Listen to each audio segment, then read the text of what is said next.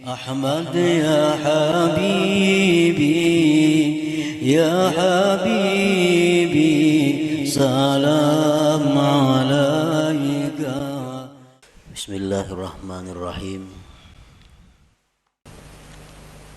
Begitu Allah memberikan rahmat kepada orang ini, maka orang ini langsung dirasakan Allah bagaimana rasanya ma'rifat kepada Allah itu. Banyak tokoh-tokoh yang terkemuka yang melalui jalan yang kedua ini, seperti Fudail bin Iyad, Malik bin Dinar, Utbatul Ghulam, dan lain. Orang yang dulunya sesat, dulunya jahat, tetapi Allah dengan rahmatnya secara mendadak mengejutkan, menarik orang ini. Seperti Fudail, kita mendengar tahu kisah Fudail bin Iyad, orang yang kehidupannya hanya jadi perampok di tengah jalan. Perampok di tengah malam, satu hari hendak menaiki rumah kekasihnya. Begitu naik ke rumah kekasihnya, mendengar ada orang mengaji Al-Quran yang ayatnya alam ya'ni lilladzina amanu an takhsha'a qulubuhum li dzikrillah. Begitu ayat itu masuk ke pendengaran Fudail, Fudail terjatuh. Nah, setelah itu Fudail tobat, langsung ditarik oleh Allah Subhanahu wa taala, dirasakan bagaimana ma'rifat kepada Allah. Akhirnya Fudail menjadi salah seorang aulia besar pada masanya itu.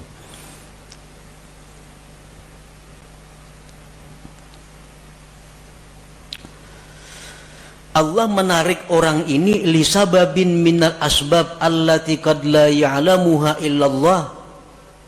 Allah menarik orang ini karena ada sebab yang kadang-kadang sebab itu hanya diketahui oleh Allah.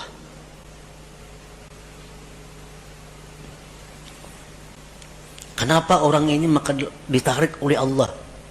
Dalam waktu detik dirasakan ma'rifat kepada Allah. Sedangkan yang satunya berpuluh-puluh tahun berzikir kepada Allah belum dapat rasa ma'rifat itu. Nah, jalan yang kedua ini disebut tarikul ijtiba wal istifa. Nah, para muhibbin rahimakumullah, ada beberapa sebab yang dengan sebab itu ada kemungkinan, ada harapan satu saat ditarik oleh Allah manusia ini, walaupun dia dalam keadaan bergelimang dengan dosa.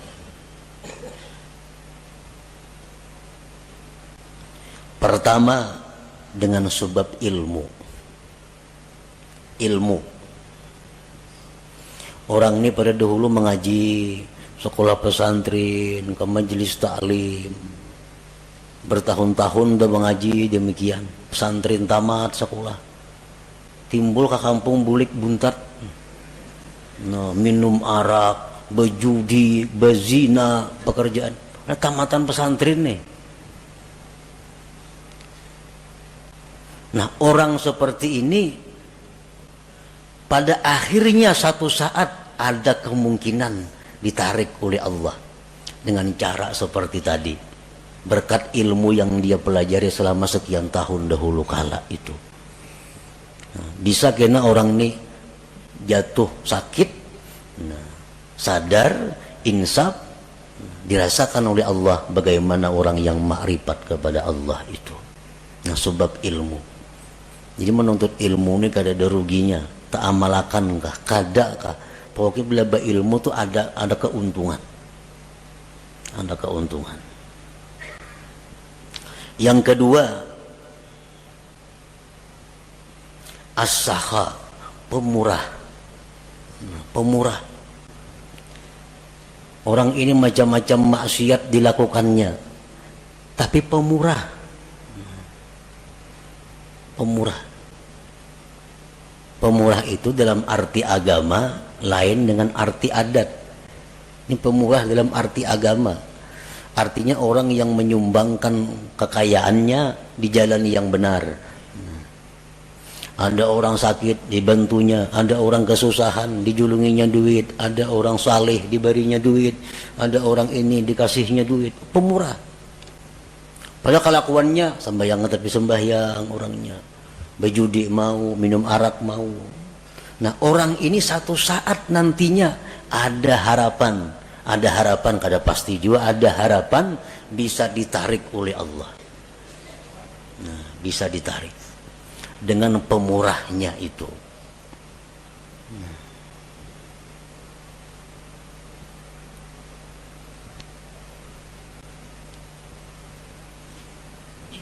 Yang ketiga, al-adlu, adil. Nah, ini seorang pejabat. Seorang pejabat ini bergelimang dengan dosa. Macam-macam dosa dilakukannya. Tetapi satu orang ini, dia adil. Sewaktu ia menjabat, di matanya sama. Semua adalah rakyat. Baik anaknya, baik bininya, mintuhanya, iparnya, kamanakannya, semuaan rakyat sama. Kadang-kadang mesti diutamakannya. Kalau panggil ini minantuku utamakan kadada. Ini ipar kadada. Semuaan rata di matanya rakyatnya. Nah, orang ini waktu menjabat adil. Padahal kelakuan lain-lain banyak maksiat dilakukannya. Nah, berkat inya adil sewaktu menjabat itu, orang ini ada harapan suatu saat akan ditarik oleh Allah, dirasakan bagainya kepadanya ma'rifatullah itu.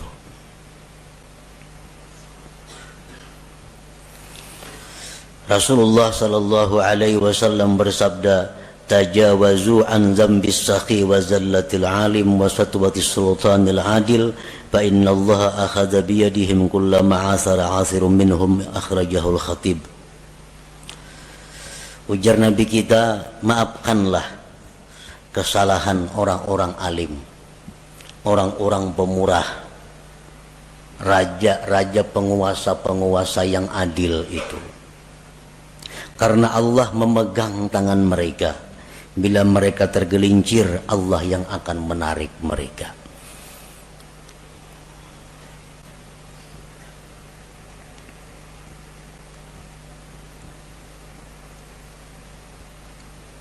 Yang keempat, suhbatus salihin.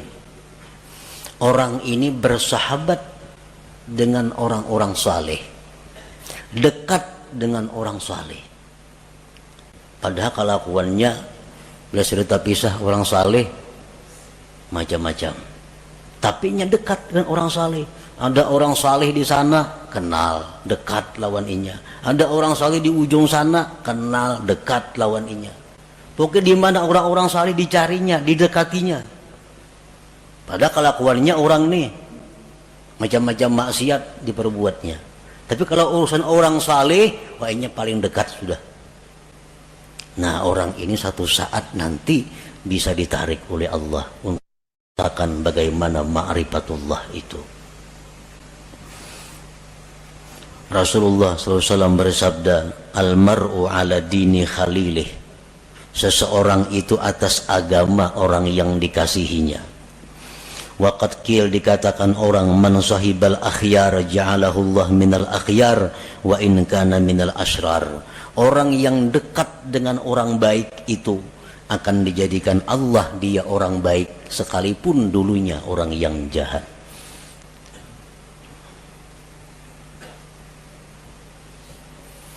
Yang kelima, mahabbatus salihin, cinta kepada orang-orang saleh atau dicintai oleh orang saleh.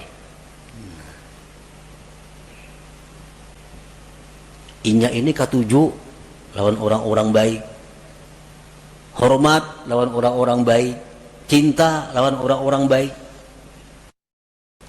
Atau orang ini kada tahu manahu, cuma orang-orang saleh katuju lawan inya. Nah, orang-orang ahli zikir katuju lawan inya. Orang-orang ahli salawat katuju lawan inya itu. Dikatujui oleh orang-orang baik. Nah, maka orang itu ada harapan nantinya akan ditarik oleh Allah Subhanahu wa ta'ala. Selanjutnya lagi, kasratus salah ala Nabi sallallahu alaihi wasallam, banyak bersalawat lawan Nabi. Orang ini pemabuk, penzina, penjudi, tapi dalail seminggu sehatam.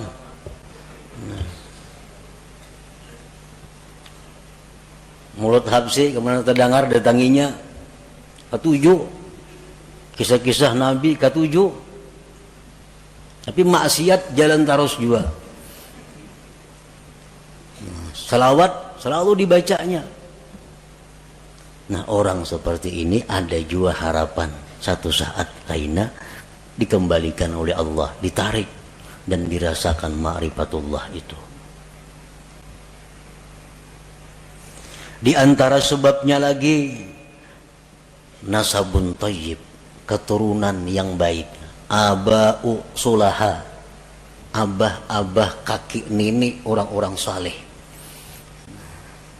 Datuknya ke abah hari orang wali, napa ke atas pada datuk lagi,